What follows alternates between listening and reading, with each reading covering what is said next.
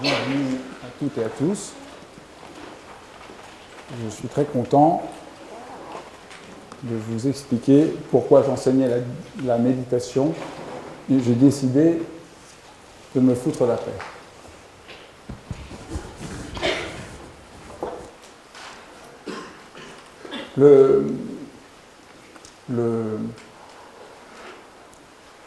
La proposition de comprendre la pratique de la méditation à partir de ce geste, on se fout la paix, et je crois un moment pivot de l'effort que je tente de mener pour transmettre ce que j'ai reçu sous le nom de pratique de la méditation. Au fond, on pourrait dire, j'ai reçu la pratique de la méditation il y a presque une trentaine d'années. Depuis, il y a un vrai travail qui se met en œuvre, que je tente de faire, mais que d'autres aussi tentent de faire, pour essayer de transmettre ce qu'on a reçu. Alors on a essayé d'abord de transmettre la méditation On a d'abord reçu ces enseignements de la tradition bouddhique, et puis on a essayé de les transmettre de manière non religieuse. Et pour ça, on a commencé à interroger l'expérience que nous faisions dans la pratique pour la transmettre à d'autres. Et au lieu de répéter ce qu'on avait appris, on a essayé de dire ce qu'on avait vécu. Et ça faisait il y avait une différence entre un discours. Et puis on a évidemment été confronté aux difficultés propres à nous autres, hommes et femmes, vivant au XXIe siècle en Occident. Et ça a changé indiscutablement, ça change la manière dont il faut transmettre la méditation. On n'a pas du tout les mêmes problèmes qu'un Japonais qui vivait au XIXe siècle, ou au XVIIe siècle, ou un Chinois du XVe siècle, ou un Tibétain du XVIIIe siècle. Et donc ça a été un travail, et c'est toujours un travail, et ce travail n'est pas du tout fini. Et je crois qu'aussi longtemps que je serai vivant, j'essaierai de creuser cette question. Et j'en suis venu à l'idée qu'il fallait en passer par comprendre que l'essentiel, c'est ce geste. Foutez-vous la paix. Beaucoup de gens qui ont étudié avec moi depuis longtemps m'ont fait remarquer que je croyais que je découvrais quelque chose de nouveau en parlant de foutez-vous la paix, mais ça fait déjà 10 ans que je parle de ça. Mais d'une certaine manière, j'ai mis une dizaine d'années à prendre la mesure de ce qui se passait quand je disais ça, et pourquoi c'était absolument important et décisif. Je me suis rendu compte que l'obstacle majeur pour comprendre la pratique de la méditation, quels que soient les efforts qu'on ferait pour la transmettre, nous butons sur le fait que nous voulons pratiquer comme nous faisons la plupart des choses dans notre monde, en vue de les faire le mieux possible, en vue d'avoir un résultat mesurable, en gros, d'être dans la performance. Et de manière souvent même inconsciente. On vient pour pratiquer et on se dit, pourvu que je réussisse à le faire. J'ai peur que ce ne soit pas pour moi. Peut-être c'est pas pour moi. Peut-être je ne suis pas vraiment capable de faire ça. Peut-être c'est réservé à des gens, mais pas à moi. Peut-être c'est trop dur pour moi.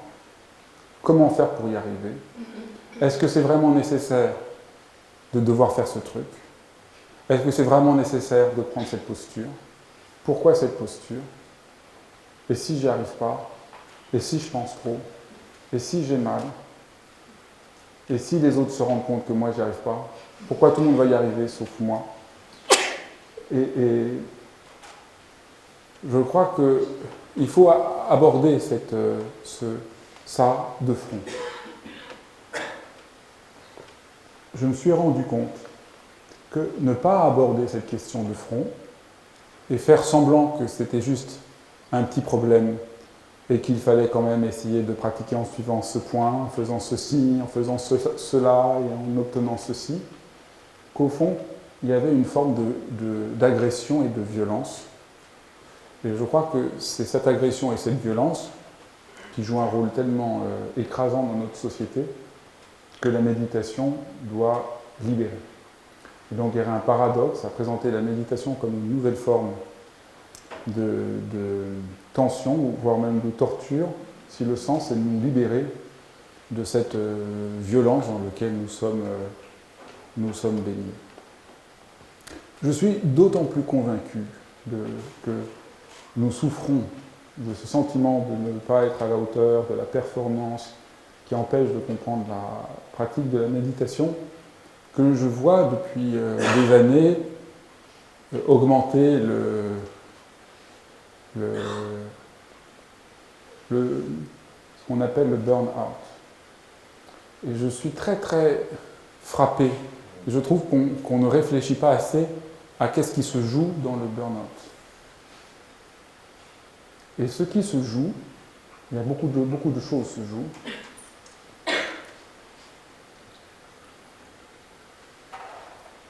Je crois qu'on ne comprend pas du tout Je crois qu'il y a beaucoup de choses qui se jouent, mais une chose qui se joue, qui est quand même tout à fait frappant, c'est qu'est-ce qui se passe dans le burn-out, c'est on veut tellement bien faire, on veut tellement réussir, on veut tellement répondre aux injonctions, ou réelles aux injonctions qu'on se met soi-même, qu'on se pousse jusqu'à un point invivable, mais littéralement invivable, puisque le signe souvent du burn-out, c'est qu'un jour on ne peut plus se lever.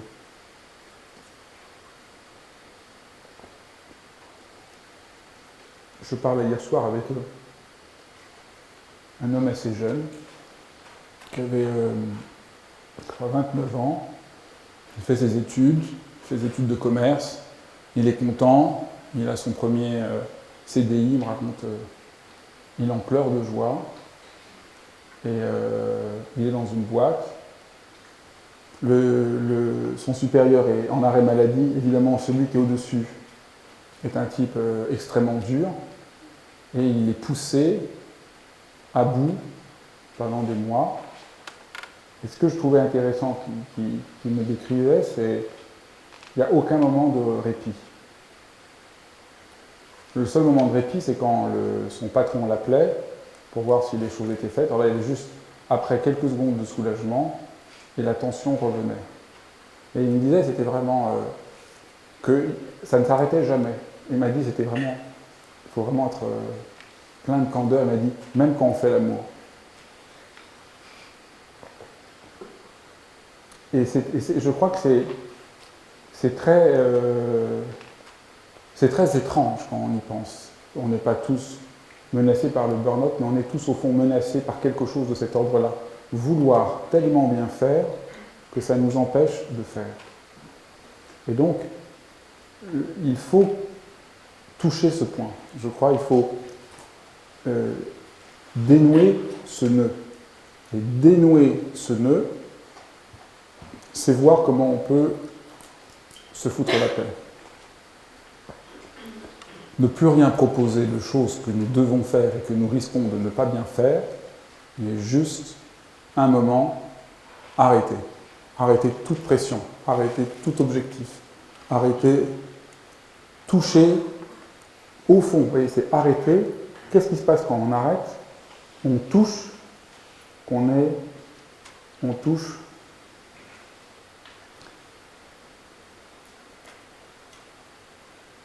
qu'on est vivant, pour de bon. Au fond, ce qui se passe, ce que me racontait ce jeune homme, c'est vraiment, on est pris par la pression, on n'est plus vivant. On est privé de vie par cette pression. C'est ça que j'ai nommé mon livre, Foutez-vous la paix et commencez à vivre. Parce que le fait de se ficher la paix, ça libère quelque chose de profond.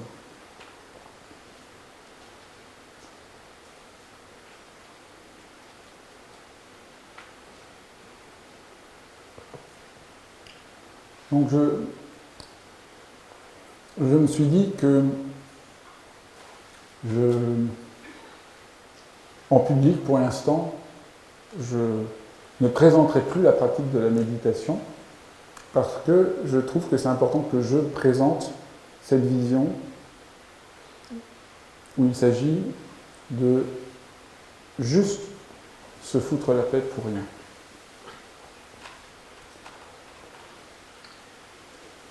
Alors il y a toute cette pression que nous subissons, qui rend donc la pratique de la méditation distordue. Au fond, sans s'en rendre compte, on n'est plus du tout en train de pratiquer la méditation, on est en train de faire autre chose. Je pense que la plupart des gens qui enseignent la méditation et qui pratiquent la méditation aujourd'hui en Occident ne font pas la pratique de la méditation. Ils font un nouvel exercice pour essayer de réussir à être autrement qu'ils sont et obéir à de nouvelles consignes. Ils n'en ont pas assez dans la journée, ils veulent pratiquer pour poursuivre encore de nouvelles consignes. Je crois que c'est prendre la chose complètement de travers. Et dans la pratique de la méditation, pour ceux qui la connaissent, c'est des fois plus subtil que ça, la manière dont la chose est distordue. C'est le fait de se dire, tiens, mince, j'étais en train de penser. Mince, je ne suis pas assez présent. Au lieu de pouvoir juste être avec une pensée, avec le fait qu'on n'est pas présent, on a transformé la pratique. La pratique de la méditation, qui est une expérience de pleine présence, devient une continuelle auto-évaluation qui nous conduit à nous dénigrer en permanence parce que nous n'avons pas réussi à être dans l'état que nous croyons être celui de la pratique de la méditation. Et on peut faire ce qu'on veut, dire qu'il n'y a pas d'état à obtenir. Nous sommes absolument convaincus que nous devons réussir à atteindre un état particulier dans la pratique et nous sommes déçus de ne pas réussir à l'obtenir. Pour ceux qui ont déjà pratiqué, vous voyez, l'idée que la pratique de la méditation consisterait à observer ce qui se passe dans son esprit ne permet pas de comprendre au fond assez précisément ce dont il s'agit. Il ne s'agit pas d'observer, il s'agit de, en se foutant la paix, s'autoriser à être pleinement un être humain, exactement tel qu'on est, pleinement présent. Et je vais faire une parenthèse, parce qu'on pourrait penser que ce que je dis est critique par rapport à certaines approches de la méditation. Je ne suis pas... Enfin oui, je suis critique, parce que j'essaye de discerner comment la méditation pourrait nous aider, mais nous sommes tous en travail. Donc, ce que je dis, c'est là où j'en suis aujourd'hui, de mon travail et des difficultés que je vois. Je ne peux pas, il n'y aurait aucun sens c'est pas critiquer, parce que critiquer, c'est au sens de Kant, passer au crible, l'examiner, mais c'est pas un jugement de valeur sur d'autres manières de transmettre la méditation. Chacun tente comme il peut de répondre à la situation de notre temps. Voilà, en fonction de la situation de notre temps, ce que je crois y répondre.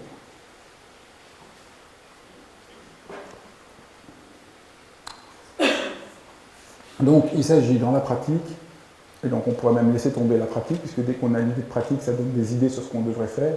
Donc, il s'agit juste de se foutre la paix, revenir au point zéro, revenir à l'espace plein de vie où nous sommes là maintenant.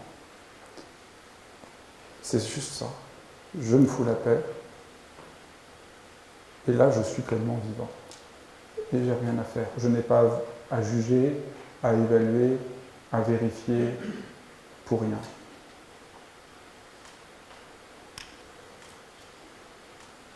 Je propose qu'on fasse maintenant le premier exercice.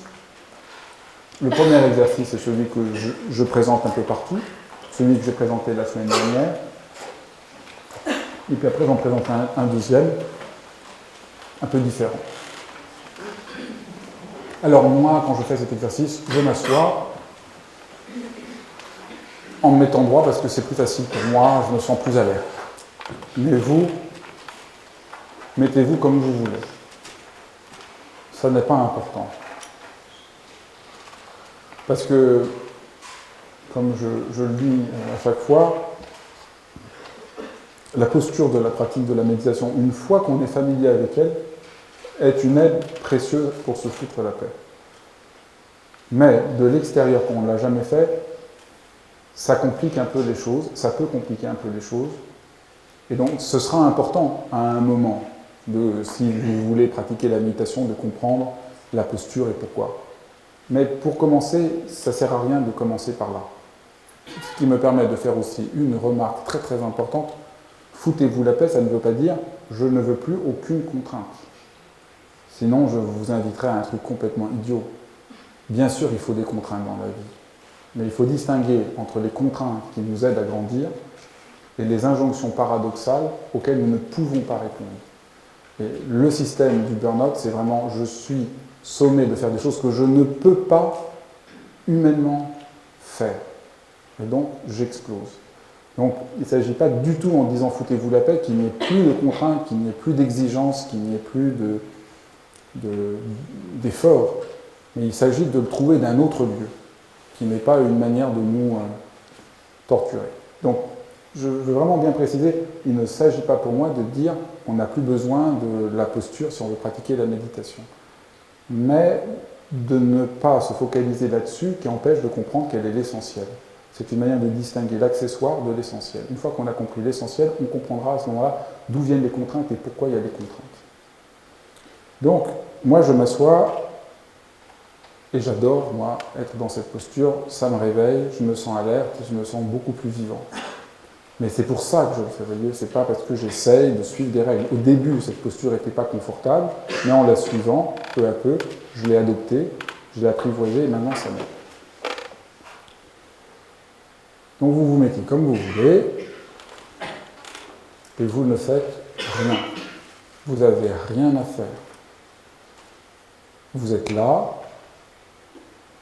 vous restez juste immobile, vous ne bougez pas, mais vous ne faites rien. Vous n'essayez pas même de vous détendre. Vous n'essayez pas de vous calmer. Vous n'essayez même pas de méditer.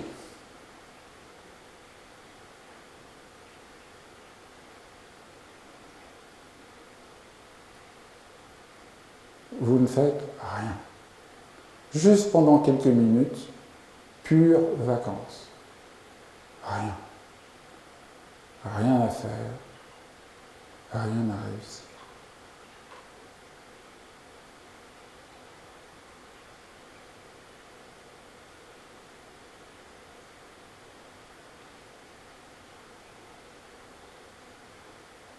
Et vous remarquez, sans doute, que même si vous ne faites rien, vous voyez. Vous voyez des formes, des couleurs.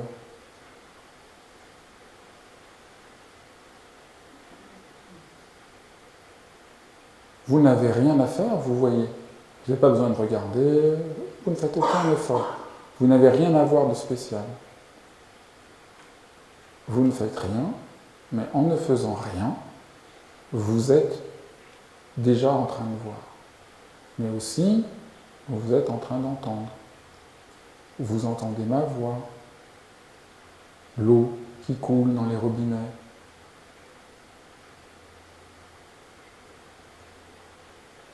Et vous n'avez rien à faire, c'est là. Parce que vous pouvez juste entendre sans faire aucun effort pour cela.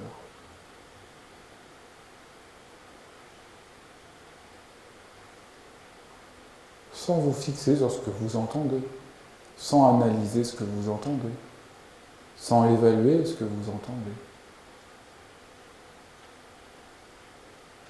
Puis vous sentez aussi la température de la pièce par tous les pores de votre peau. Peut-être qu'il y a des endroits de votre corps qui sont plus chauds que d'autres. Vous voyez, vous n'avez rien à faire pour sentir la chaleur. Vous la sentez.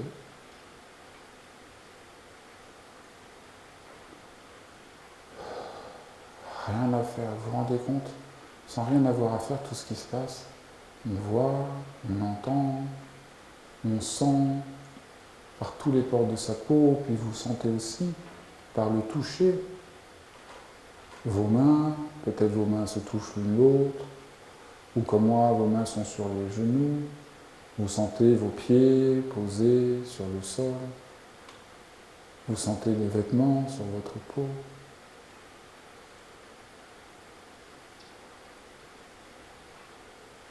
Vous ne faites rien, vous laissez quelque chose se faire en vous qui montre combien vous êtes vivant, sans pourtant rien avoir à faire.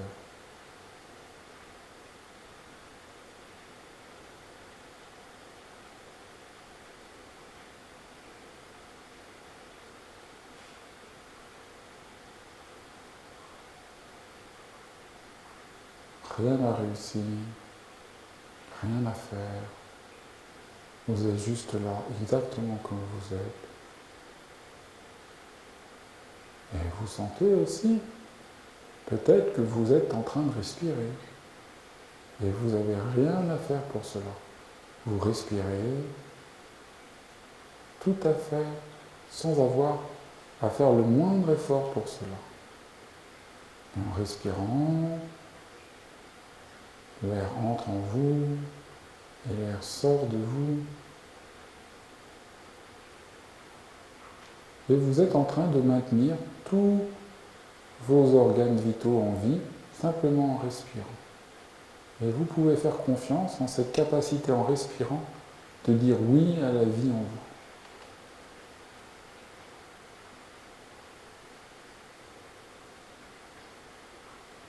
Puis vous sentez la respiration, cette manière de dire oui à la vie, et ce que vous entendez, ce que vous voyez, ce que vous sentez, qui vous ouvre pleinement au monde, qui font que vous êtes déjà ouvert au monde avant toute décision. Rien à faire. Vous êtes là, ouvert au monde, respirant.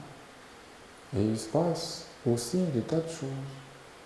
Peut-être vous sentez une gêne corporelle, vous avez envie de bouger. Vous ne bougez pas, mais vous faites l'épreuve de ce que vous sentez.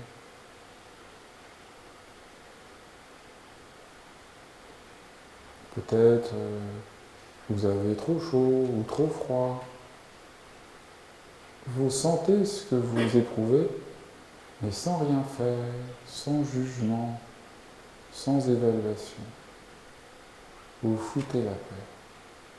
Ce qui est ce qui est, exactement comme c'est.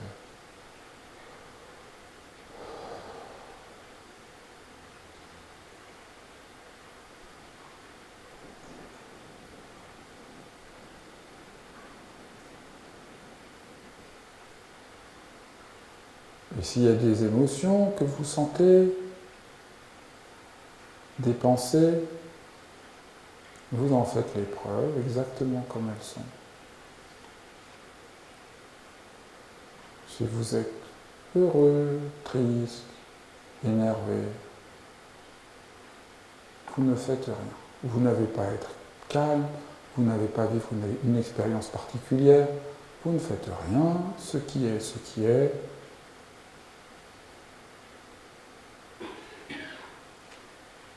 Nous sommes dans une pièce, c'est le soir, la lumière est électrique, il fait chaud, c'est comme ça, vous ne faites rien.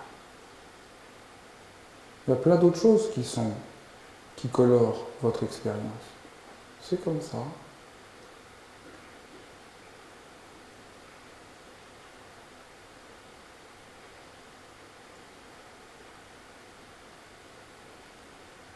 Voilà, l'exercice est terminé.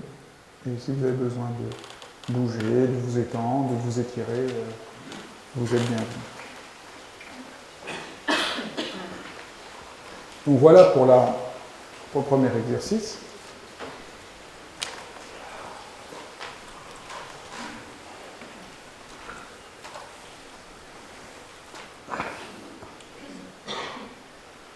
Et peut-être on pourrait déjà faire une petite période de questions-réponses avant que je vous guide vers le deuxième exercice. Donc si quelqu'un veut poser une question, sentez-vous vraiment complètement libre de poser toutes les questions que vous voulez.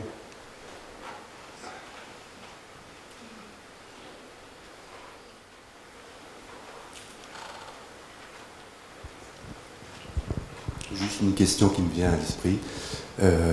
Est-ce qu'il y a une grande part d'inconscient en nous-mêmes ?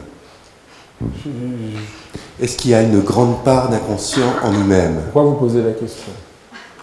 Parce que je pense qu'on est habité par des tas de choses dont on n'a pas vraiment conscience. Oui.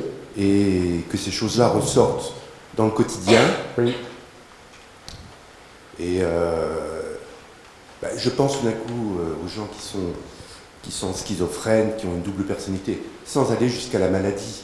Mais je pense qu'en chaque être, il y a des personnalités dans l'inconscient qui existent et qui ressortent à un moment ou à un autre.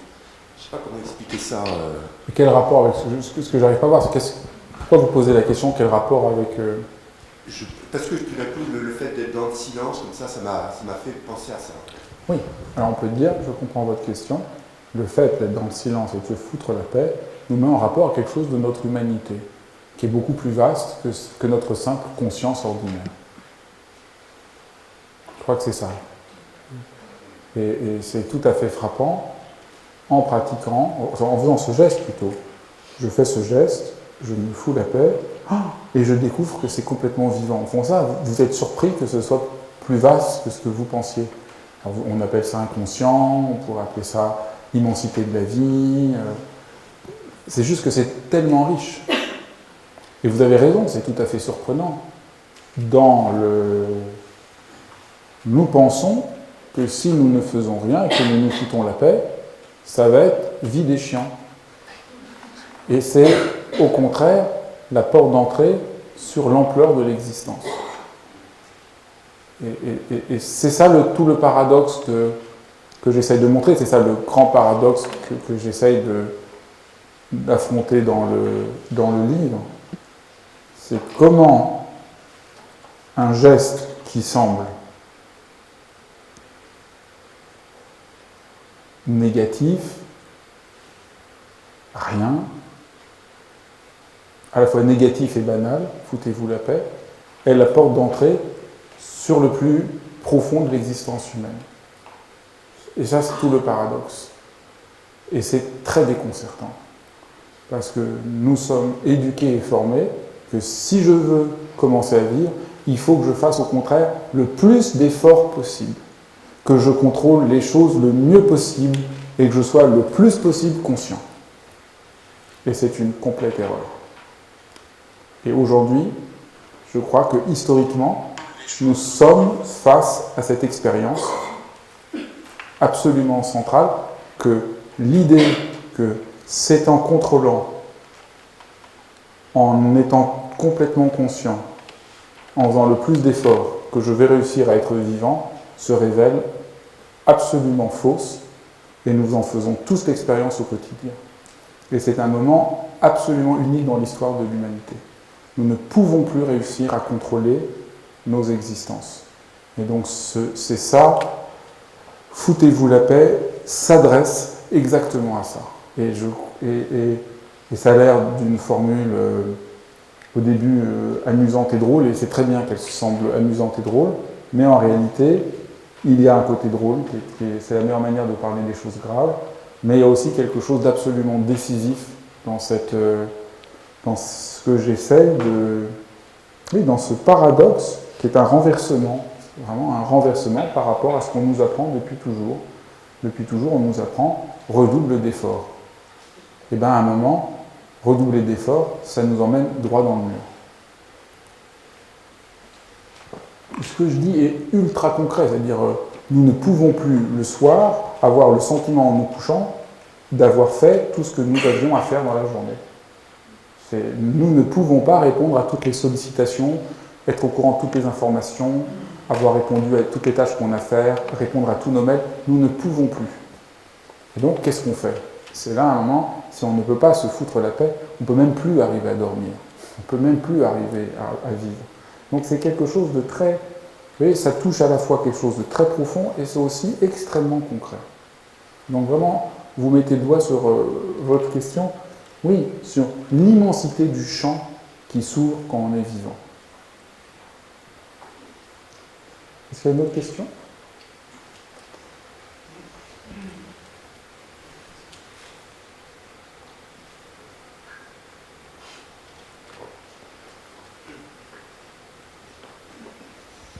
Bonsoir, je m'appelle Samuel.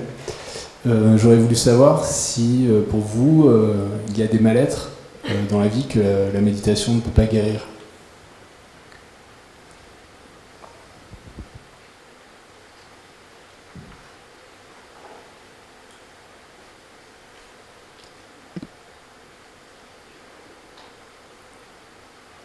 Alors, non.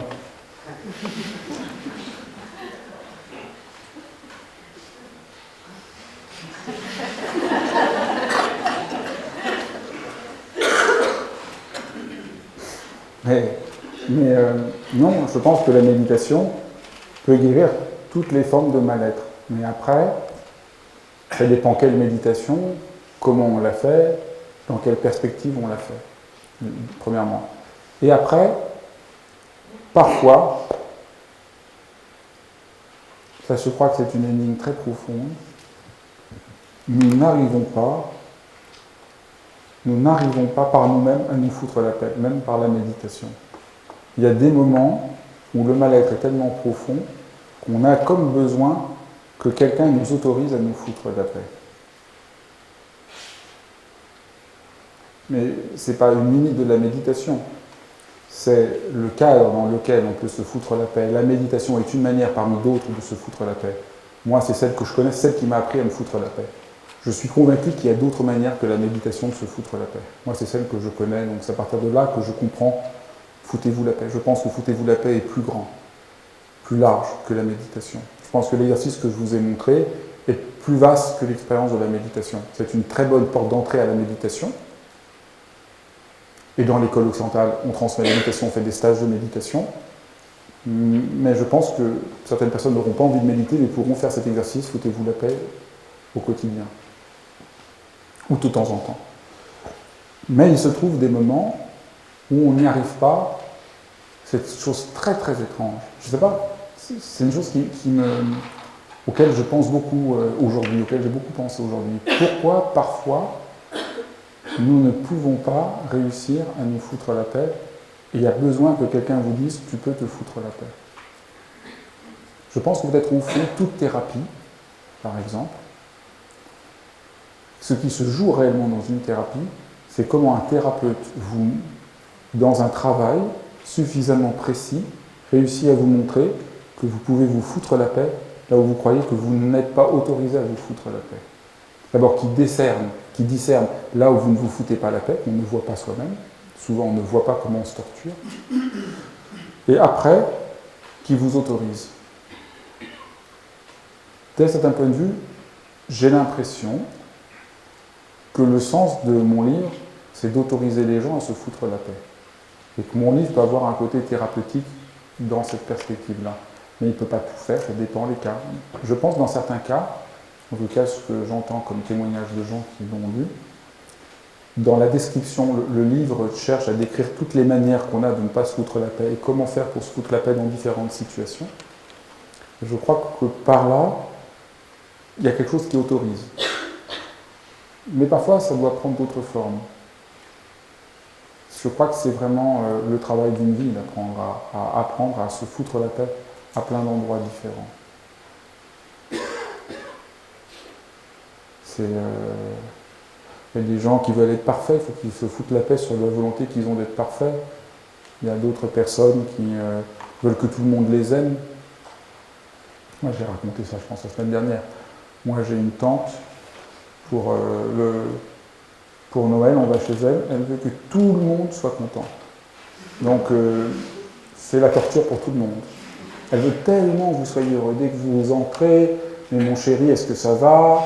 Mais t'as pas assez ça? et alors elle vous donne à manger, et encore à manger, et encore à manger, et encore à manger. Elle ne peut pas s'asseoir 2 secondes à table. Alors cette année, je ne sais pas ce qui m'a pris, j'étais la voir dans la cuisine. J'étais toute seule dans la cuisine, à s'agiter alors qu'on avait déjà... on avait juste pris l'entrée, mais on ne pouvait déjà plus.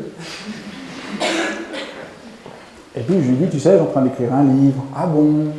Sur quoi? Alors je lui explique, foutez-vous la paix et tout. Alors je sais pas, je devais être complètement... J'étais dans un état, je ne sais pas, je pense que je ne réussirais pas aujourd'hui à le faire. Mais là, je lui ai dit, mais toi aussi, tu pourrais te foutre la paix. Tu sais, on est tous là, on t'aime, on est venus. Mais vous, ton inquiétude est juste en train de nous étouffer. Alors je devais te dire, pas comme ça, parce que là, ça n'aurait pas passé. Je ne sais pas comment j'ai fait. Et elle s'assise, elle a dit, ah oui. Et j'ai vu un soulagement profond. Et on a passé une très bonne soirée. Je ne sais pas si ça va durer, mais... Et vous voyez, foutez-vous la paix pour elle, c'était juste sentir qu'elle n'a pas besoin d'en faire plus. C'est déjà parfait ce qu'elle a fait. Nous l'aimons absolument et on est absolument comblés au-dessus de toute possibilité d'être comblés, et que plus, ce serait juste devenir des oies. Et elle était très contente. Vous voyez, donc des fois, mais peut-être que c'est parce que je lui ai dit que quelque chose l'a autorisé, vous voyez. Et c'est pas reproductible. C'était un certain état dans lequel j'étais, un certain état, le bon moment, on était dans la cuisine, tout. Je serais venu 5 minutes plus tard, c'était raté, c'est pas que j'ai un don particulier, vous voyez, mais c'est juste, et quelque chose autorise. Et je crois que c'est ça. Alors après, je trouve que la méditation est très aidante pour comprendre ça. Mais la méditation peut être une occasion de se torturer grandement aussi.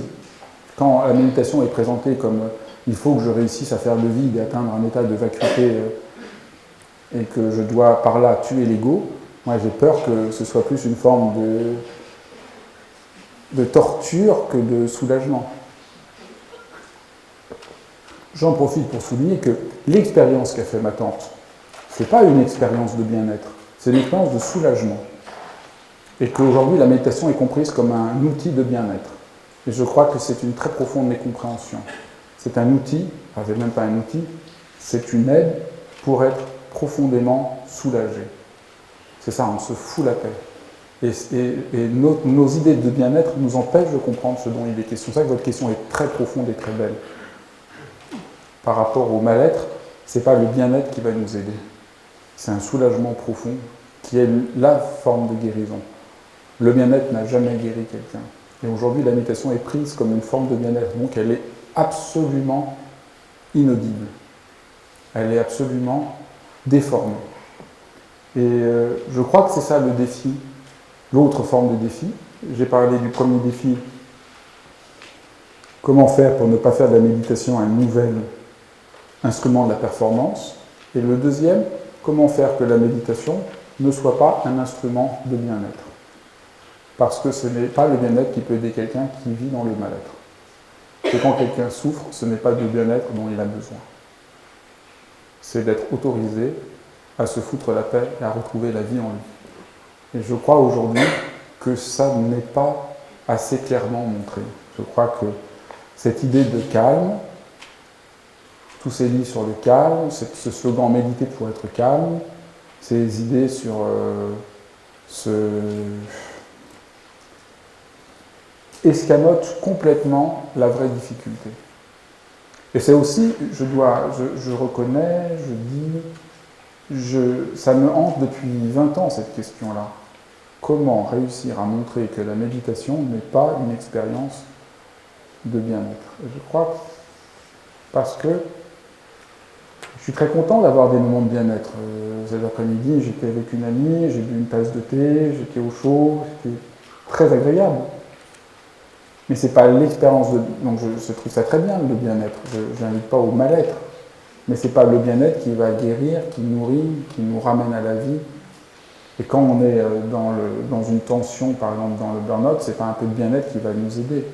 C'est la capacité de se foutre la paix et redevenir vivant, que quelque chose s'abandonne pour de bon, s'ouvre.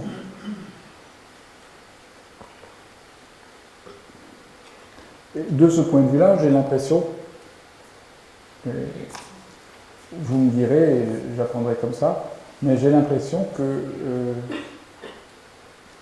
foutez-vous la paix touche peut-être, enfin, j'espère que foutez-vous la paix touche de ce point de vue-là plus profondément le cœur de l'expérience méditative que le discours habituel sur le calme, la sérénité, être zen, être détendu, être détaché, être serein.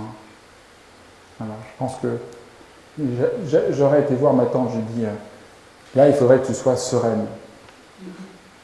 Je ne suis pas sûr que ce soit réel, ni même que ce soit juste. Non, je ne suis pas sûr que dire ça aurait été bon, un geste de bonté envers elle. Au fond, ça aurait été une forme d'agression avec elle. Vous voyez, c'est très profond. Dire à quelqu'un, tu devrais être plus serein, plus détendu, plus calme, c'est une forme au fond d'agression. C'est au fond, tu ne devrais pas être comme ça. Tandis que dire à quelqu'un, fous-toi la paix, c'est lui dire, je t'aime, tu n'as pas besoin de te torturer, de t'empêcher d'être qui tu es. Je crois que c'est un renversement très radical de perspective.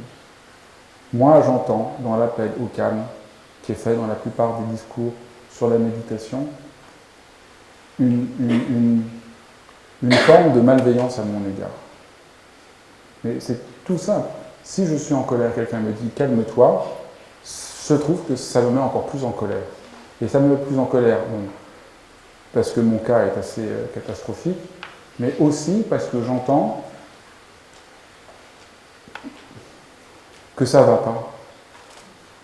Si quelqu'un me dit « mais fous-toi la paix », c'est complètement différent. J'espère que c'est audible, cette différence. Elle me semble vraiment... je crois que c'est tellement plus bienveillant comme approche. Et au fond, le cœur de ce que j'ai essayé de faire dans ce livre, c'est un geste de bienveillance. C'est ça, c'est foutez-vous la paix, qui semble tout ce qu'on veut. Je crois que, en tout cas, l'intention que j'ai, c'est de faire l'acte le plus, d'essayer d'aller à la racine d'un acte de bienveillance qu'on pourrait se faire envers soi-même. Et je vais vous proposer une deuxième forme de méditation, enfin pas de méditation, d'exercice. Un deuxième exercice, foutez-vous la paix.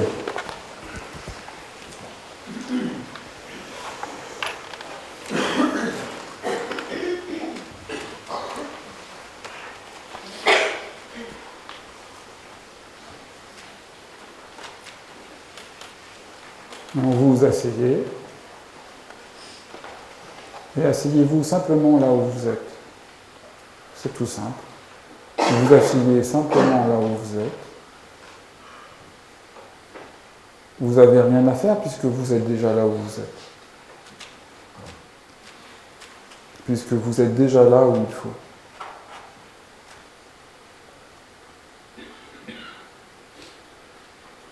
Vous êtes juste là.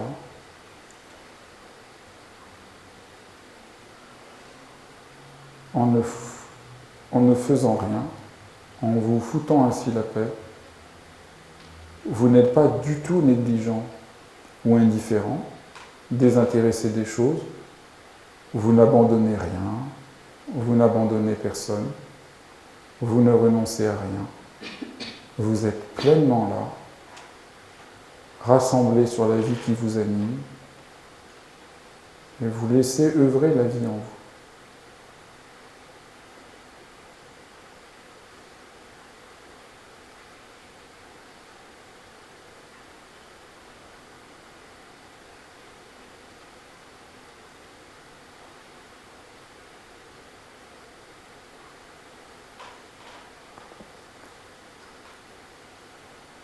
En vous foutant la paix, en ne faisant rien, en étant juste là, vous n'êtes pas non plus égaré ou hébété. Vous laissez tomber les injonctions paradoxales, impossibles, écrasantes, les jugements, l'évaluation de ce que vous visez. Vous laissez complètement tomber cette pression qui vous écrase. Mais vous ne perdez rien de l'intensité de la vie. Vous n'êtes pas du tout en train de venir comme un légume.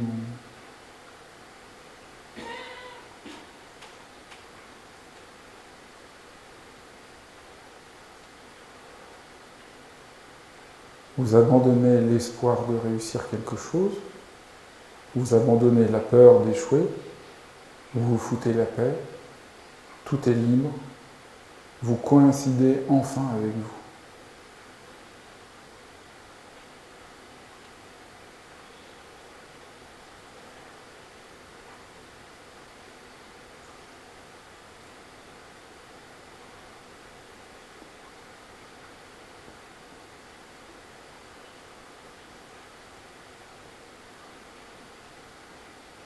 Vous êtes exactement là où vous êtes.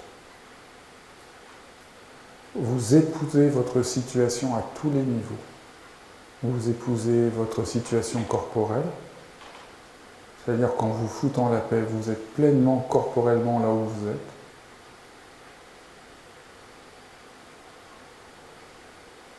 Vous épousez complètement votre état émotionnel. Vous êtes juste là avec les émotions que vous avez là maintenant.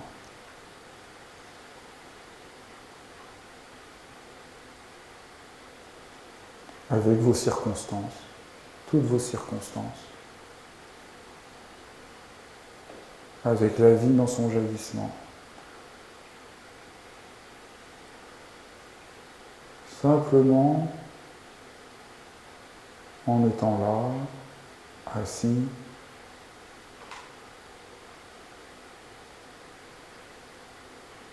vous vous asseyez dans votre existence exactement telle qu'elle est. Vous asseyez pleinement dans votre vie. Et vous voyez, ce n'est pas du tout un effort que physique ou que émotionnel. C'est les deux. C'est aucun des deux. Ce n'est pas un effort. N'essayez pas de faire quelque chose. Vous vous asseyez juste pleinement dans votre existence telle qu'elle est.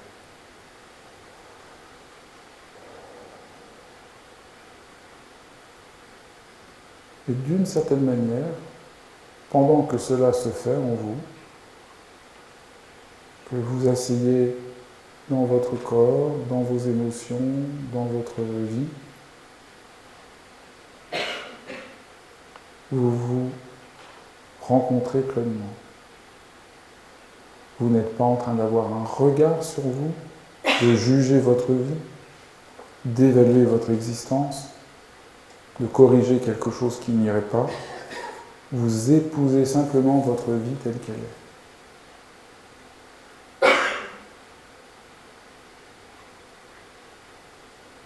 Vous n'avez rien à faire d'autre qu'être un être humain assis sur la terre, là maintenant. Aucun effort à faire. Rien à atteindre, rien à rechercher, rien à accomplir. Si vous êtes inquiet, ne faites rien. Si vous êtes fatigué, ne faites rien.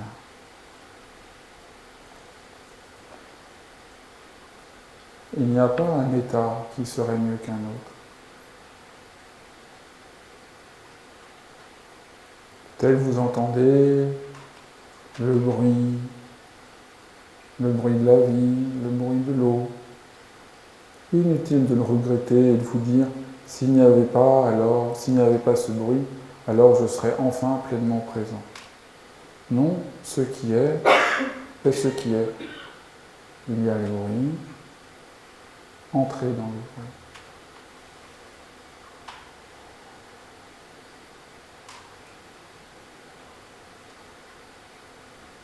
Peut-être vous êtes submergé par des émotions qui vous déplaisent.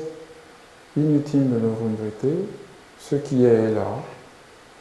Vous entrez dans l'émotion sans rien chercher. Laissez-la s'aérer toute seule.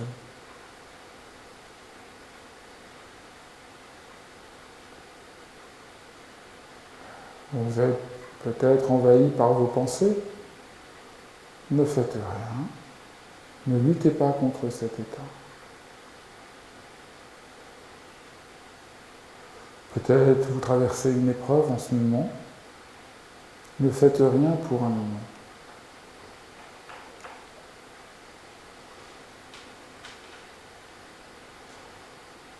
Ce qui est votre présent là maintenant. Inutile de vous battre contre lui.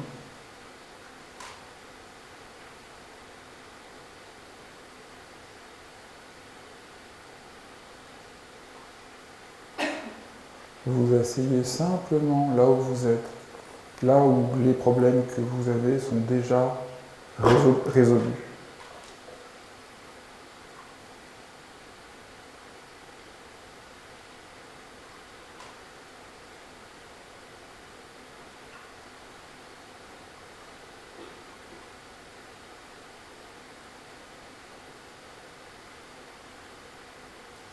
Voilà, l'exercice est achevé. Et si vous avez besoin de bouger, vous pouvez bouger. Et si vous avez des questions, vous êtes bienvenus.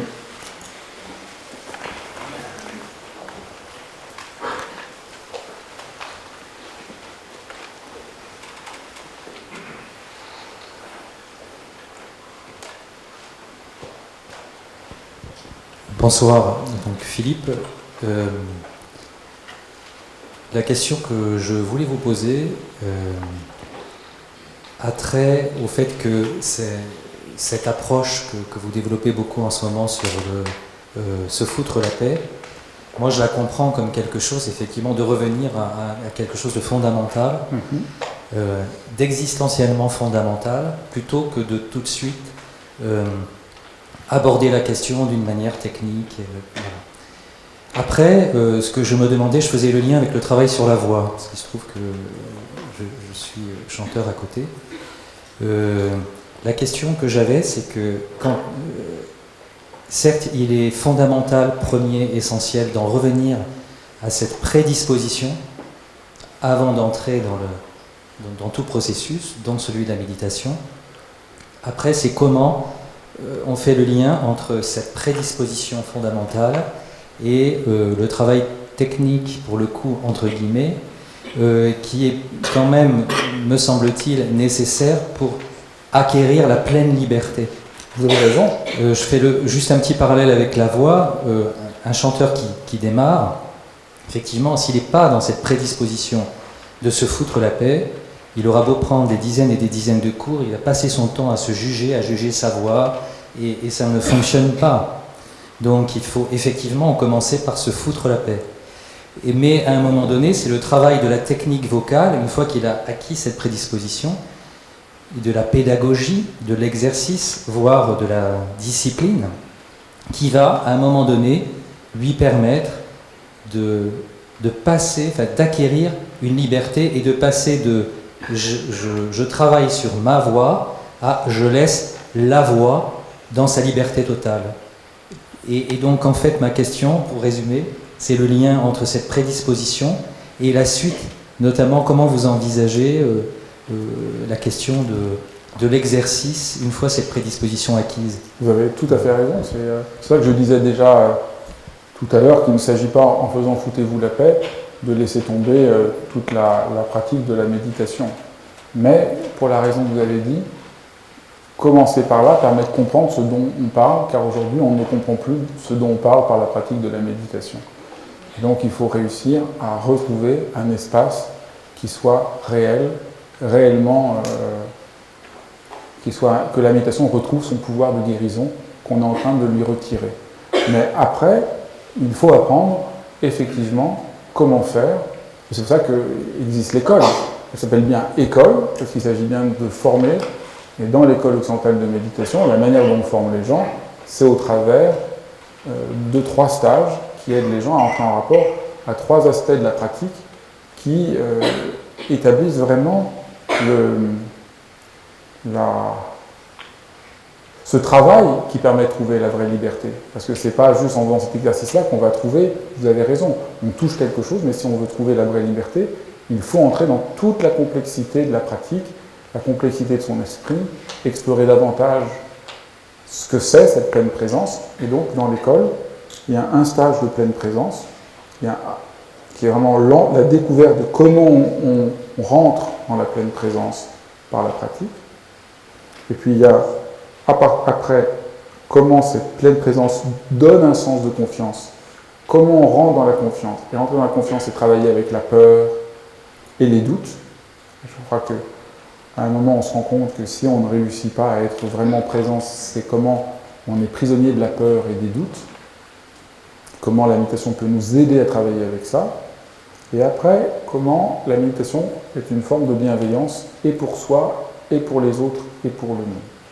Et je crois que c'est dans le déploiement de ces trois aspects que la méditation commence à faire sens, que vous avez une carte de géographie qui vous permet de pouvoir savoir ce qu'est la pratique de la méditation. Et du reste, dans l'école, il y a ces trois stages. Mais on voit que les gens refont les stages plusieurs fois, parce que c'est vraiment c'est en les faisant et en les refaisant qu'on réussit à apprivoiser cette approche. Donc ça, je dirais, ça c'est absolument central. Et vous avez raison. Si j'avais commencé mon enseignement par parler de Foutez-vous la paix sans avoir fondé l'école et montrer comment se structure la méditation, ça serait une forme d'imposture. Mais c'est parce que le chemin est extrêmement bien structuré au sein de l'école que je peux montrer ça, que je peux dire, si vous voulez le suivre, que vous vous souveniez qu'il s'agit d'abord de se foutre la paix, fera que vous n'allez pas confondre les éléments d'apprentissage avec une forme de performance que vous devez réussir qui va vous faire perdre de vue ce point premier. Et donc, vous avez vraiment mis le point sur un renversement pédagogique absolument crucial que nous devrions faire, et pour la méditation, et pour le chant, et pour tout, qui est de commencer par montrer, faire goûter aux gens le fruit du travail, plutôt que de leur dire, vous goûterez plus tard, après avoir souffert, peut-être un jour, à quoi tout ça sert. Et moi, j'aurais été content si quand j'étais à l'école, au lieu de me dire souffre, plus tard tu serais heureux, on m'avait fait goûter ce que c'était. Et je crois que c'est ce renversement qui est au cœur de la perspective, disons, pédagogique de ce geste-là. Votre remarque est très importante et très juste. Et c'est vrai que j'ai mis autant d'années avant de faire ce livre. C'est venu aussi de l'exploration jusqu'au bout de tout ce qui construit le socle presque technique au sens noble de la méditation. Oui, bonjour Monsieur Midal, bonjour à tous et à toutes. Moi j'ai lu un de vos ouvrages, le dernier ouvrage, Pratiquer. Moi en fait, ma question elle est dans notre pratique. Je me demande, moi j'ai découvert la méditation il y a 12 ans avec mon maître d'arts martiaux, mais j'avoue que je n'arrive pas vraiment à m'y mettre de manière régulière. C'est-à-dire qu'il y a une partie de moi qui a envie dans l'assise, une autre partie qui n'est pas à la rigueur. Alors je ne sais pas si c'est parce que justement il y a des blocages, je ne sais pas, mais en tout cas je sens qu'à l'intérieur de moi c'est important pour moi, en tout cas c'est important dans la pratique, mais j'aimerais avoir votre avis là-dessus, si vous en avez bien. C'est difficile parce qu'il y a plein de raisons différentes, mais je dirais, si vous voulez rentrer dans la pratique, c'est bien de vous immerger. Je crois que faire un stage, si j'ai inventé l'idée de faire des stages de 5 jours en résidentiel pour qu'on rentre dans la pratique, je crois que c'est vraiment aidant. Alors c'est très paradoxal, parce que pour pratiquer 20 minutes tous les jours, pourquoi il faudrait qu'au lieu de pratiquer 20 minutes tous les jours, que j'aille pratiquer pendant 5 jours complètement. Mais je crois que c'est comme ça que ça fonctionne, parce qu'en pratiquant pendant 5 jours, en rentrant dans la pratique, je goûte vraiment à l'expérience, je comprends de l'intérieur, je repère ce qui se passe, et ça nourrit ma pratique. Et ça va donner l'élan nécessaire pour le faire. Si on le fait juste un peu au quotidien, ça devient très vite un peu mort, un peu mécanique. Et donc on se lasse, on ne voit pas en quoi ça va vraiment nous aider. On perd de vue comment ça va nous aider. Donc je trouve que ça peut être une aide très aidante.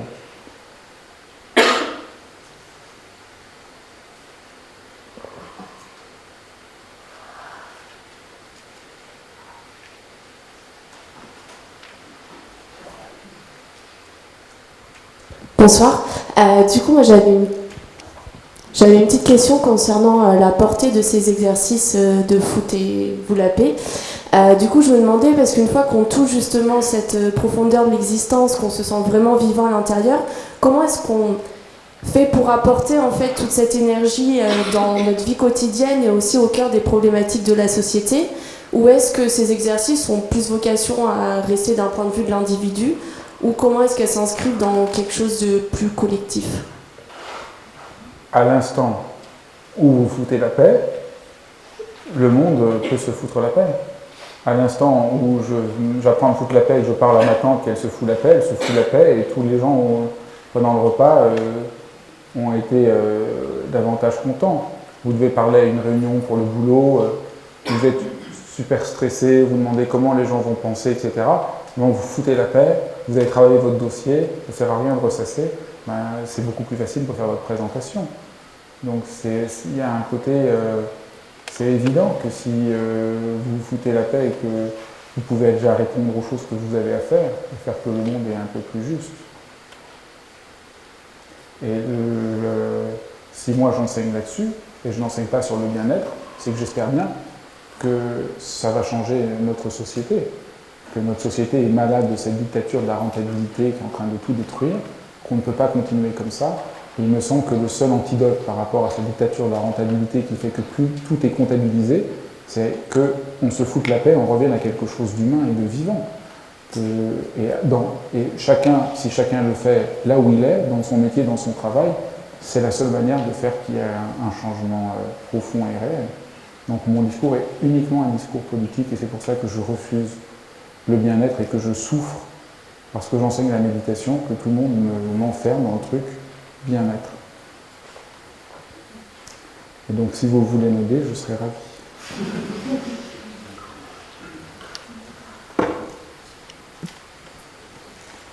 On ne peut pas laisser la situation continuer comme ça, on ne peut pas laisser les gens aller jusqu'au burn-out, c'est juste, quand on y pense, c'est juste dingue.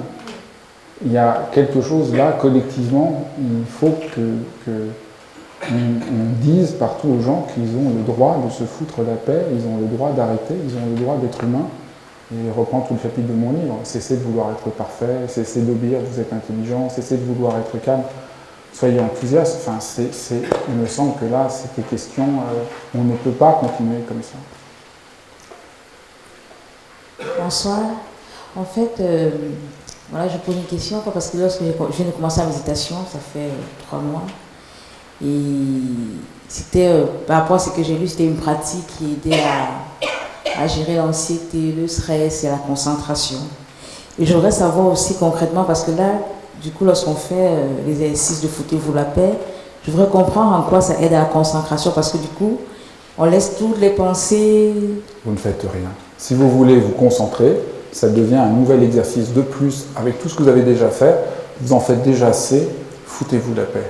Ne cherchez pas à gérer votre stress, ne cherchez pas à être plus concentré, ça suffit. Juste, ça suffit. Mais... Oui, d'accord, mais je vais dire après. Je vais dire, moi je prouve du plaisir à apprendre, mais après, si au bout d'1 heure, 2 ans, on se rend compte qu'on n'a pas pu avancer les 5 pages parce qu'on faisait 1000 choses à la fois, c'est quand même frustrant. Oui, mais si on ne peut pas avancer à lire 5 pages, c'est parce qu'on est trop pris par des tas de pression. Foutez-vous la paix et vous pourrez continuer à lire.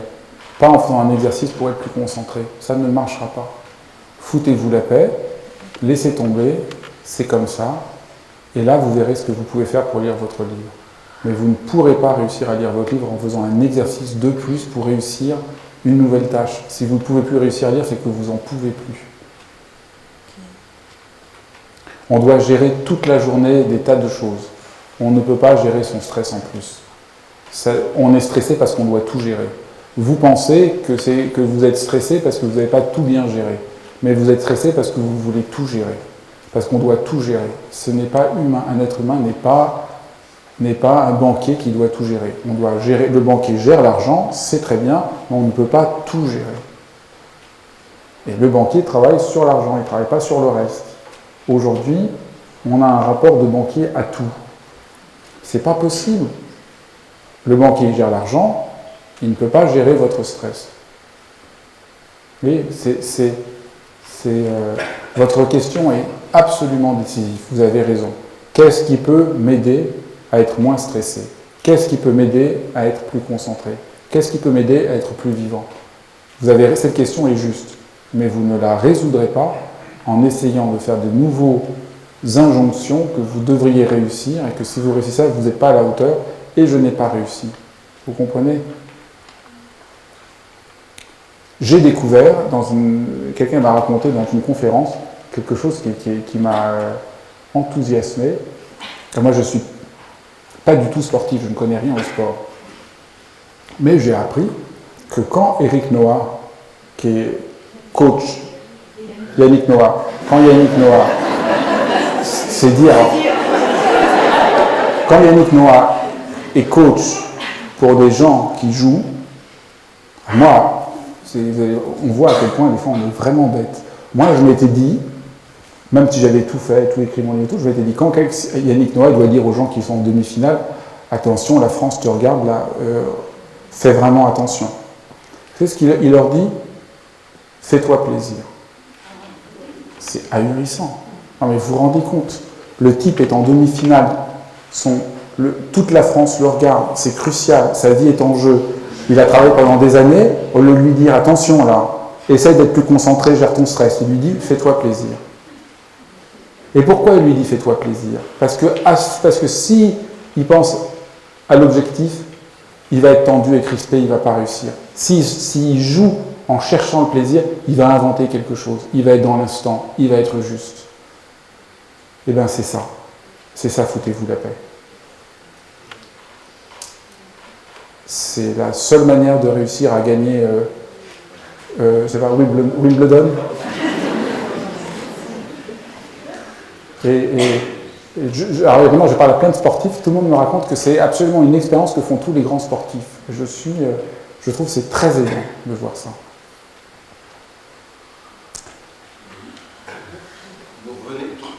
Vous revenez sans arrêt à cette histoire de bien-être, comme si vous aviez quelque chose contre le bien-être. Oui. Je pense que le bien-être est vous une l'écrivez catastrophe. comment, bien-être? Enfin, Comment vous l'idée. l'écrivez bien-être? Mais oublions comment je l'écris. Le bien-être, c'est l'idée que le sens de tout ce dont je parle, c'est une expérience confortable, agréable.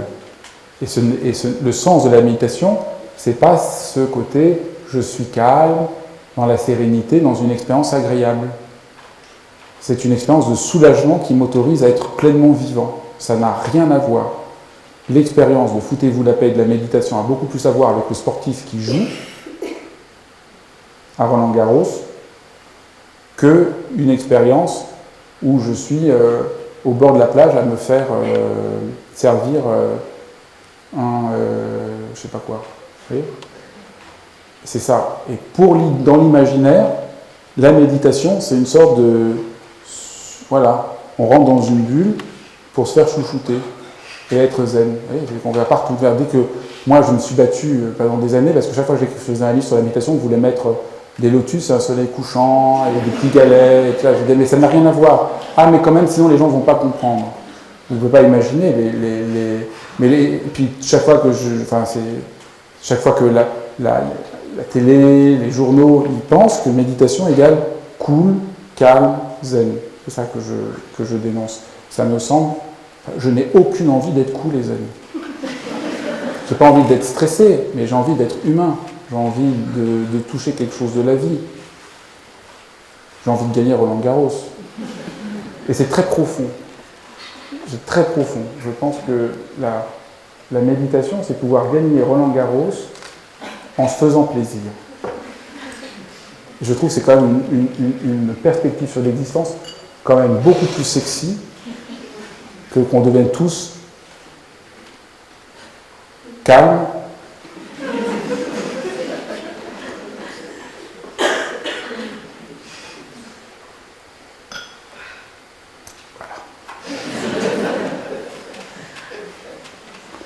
Ben, merci beaucoup. Et donc nous aurons une autre séance la semaine prochaine, même si j'ai l'impression d'avoir déjà tout dit, mais j'essaierai de dire encore quand même quelque chose la semaine prochaine. Et s'il y en a qui veulent que je dédicace ce livre, je vais le faire.